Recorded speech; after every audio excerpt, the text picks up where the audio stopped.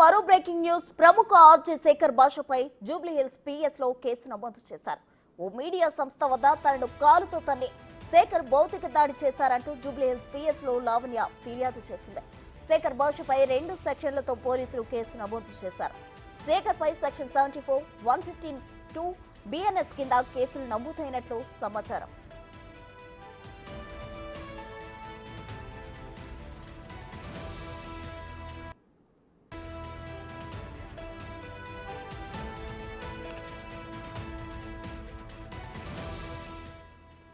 ప్రముఖ ఆర్జే శేఖర్ భాషపై Jubilee hills PS లో కేసు నమోదు చేశారు. ఓ మీడియా సంస్థ వద్ద కాలుతో తన్ని శేఖర్ భౌతిక దాడి చేశారంటూ పిఎస్ లో లావణ్య ఫిర్యాదు చేశారు. దీనికి సంబంధించి మరిన్ని వివరాలు మా ప్రతినిధి రానా లైవ్ లో అందిస్తారు. ఫోన్ లైన్ లో అందించేందుకు సిద్ధంగా ఉన్నారు. రానా, చెప్పండి, అయితే ఏంటి ఈ లావణ్య ఒకసారి ఫిర్యాదు చేస్తుంది, అటు శేఖర్ భాష ఓ వైపు ఫిర్యాదు చేస్తున్నారు, ఏంటి వీరి మధ్య వివాదం ఎంతవరకు వెళ్లే ఛాన్స్ ఉంది?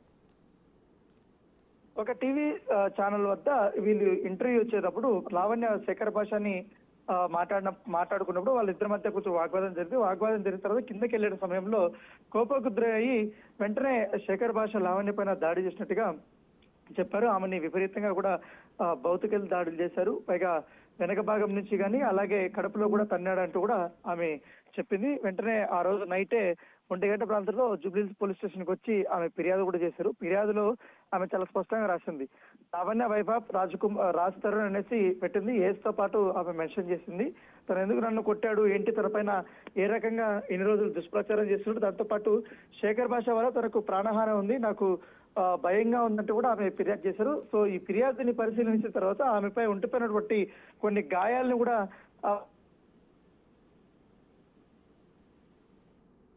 రోజే శేఖర్ భాష తన పైన లావణ్య దాడి చేసిందంటూ కూడా మరొక ఫిర్యాదుని లావణ్య పైన శేఖర్ భాష నాసింగ్ పోలీస్ స్టేషన్ దగ్గర కూడా చేసినటువంటి నేపథ్యం కనపడుతుంది. సో రోజు రోజుకి ట్విస్ట్ మీద ట్విస్ట్ వస్తున్నాయి. ఒకరిపై ఒకరు ఆరోపణలు చేసుకుంటారు. మధ్యలో కానీ ఇప్పటికే రాజ్ తరుణ్ నుంచి కూడా ఎటువంటి సమాధానం అయితే రావట్లేదు.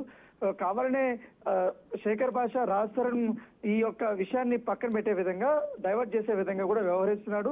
కావాలని నా పైన ఆరోపణలు చేస్తున్నాడు. రోజుకొక ఒకరిని తీసుకొని వచ్చి నా పైన అనేక రకాలుగా కూడా దుష్ప్రచారం చేస్తున్నారంటూ కూడా ఆమె ఇప్పటికే శేఖర్ భాష పైన ఫిర్యాదు చేసిన నేపథ్యంలో దాని తగ్గట్టుగా ఎవిడెన్స్ కూడా ఆమె పోలీసులు సమర్పించింది. ఇప్పుడు ఇవాళ కానీ రేపు కానీ శేఖర్ భాషని జూబ్లీహిల్స్ పోలీస్ స్టేషన్ వారు విచారణకు పిలిపించే అవకాశం ఉన్నట్టుగా మాకు సమాచారం ఉంది.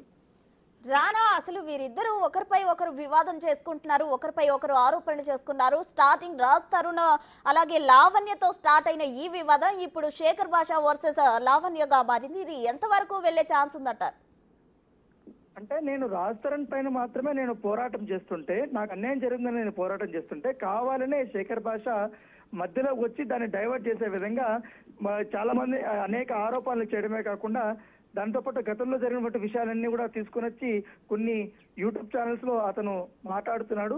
దానికి నేను కౌంటర్ మాత్రమే ఇచ్చాను కానీ శేఖర్ భాషకి నాకు ఇక్కడ ఎటువంటి వ్యక్తిగతమైనటువంటి పరిచయాలు కూడా లేవు, వ్యక్తిగత యొక్క వైరాలు కూడా లేవు. కావాలనే ఈ డైవర్ట్ చేసే విధంగా కూడా వ్యవహరిస్తున్నాడు. రాజ్ తరుణ్ దీని వెనకాల ఉన్నాడంటూ కూడా లావణ్య పదే చెప్తుంది. అయితే కొన్ని రోజులు ముగిసిన తర్వాత లావణ్య పైన డ్రగ్స్ సంబంధించిన విషయంలో కొన్ని ఆరోపణలు కూడా చేశారు. ప్రీతి, ఉదయల్ని ఇద్దరిని తీసుకొని వచ్చి శేఖర్ భాష అనేక మీడియా సంస్థలలో ఆమె పైన కొన్ని ఆరోపణలు కూడా చేసినప్పుడు దాన్ని దిట్టిగానే ఎదుర్కొంది. తర్వాత 2-3 రోజుల తర్వాత లావణ్య కూడా ప్రీతి అలాగే ఉదయ్ మాట్లాడుకుంటున్నటువంటి కొన్ని ఆడియోలు రిలీజ్ చేసింది. వారు ఏ రకంగా కుట్ర చేశారన్న దానిపై కూడా ఈ ఎవిడెన్స్ అన్ని కూడా పెట్టిన తర్వాత ఈ కేసు మరొక మలుపు తిరిగింది. తర్వాత ఇప్పుడు దాడి విషయాలు కానీ ఇప్పుడు కేసుల చుట్టూ కానీ ఇవన్నీ తిరుగుతున్నటువంటి పరిస్థితి కనపడుతుంది.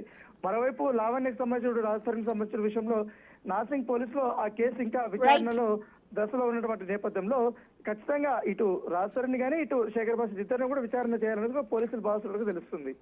Right Rana, thank you.